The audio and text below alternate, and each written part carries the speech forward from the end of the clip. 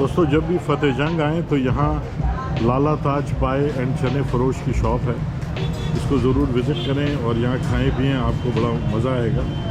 इस बिज़नेस को 32-33 ईयर्स हो चुके हैं और इनके वालिद साहब ने शुरू किया था और फिर वो बच्चा जो है इनका वो इस बिज़नेस को चला रहा है।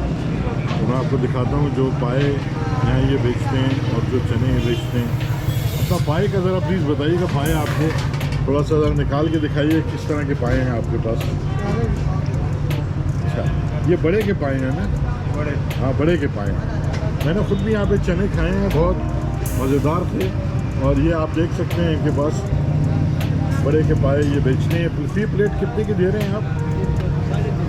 350। ठीक, बहुत शुक्रिया जी। और आपके पास चने हैं सर? एक ही शॉप पे आपको पाए और चने दोनों अवेलेबल हैं। तो चनों की प्लेट कितने की दे रहे हैं भाई साहब? 160 की। तो चने की प्लेट जो है वो 160 की है और पाए की प्लेट 350 की है। आप जब भी फतेह जंग आएँ तो यहाँ आके नाश्ता करें, सारा दिन इनके पास ये चीज़ अवेलेबल होती है। आप अगर दोपहर का खाना खाते हैं या रात का खाना खाते हैं, इनके पास हर वक्त अवेलेबल होता है। इनको ज़रूर विज़िट कीजिए। ये यहाँ फतेह जंग के अंदर ही बैठे हैं, मेन रोड के ऊपर।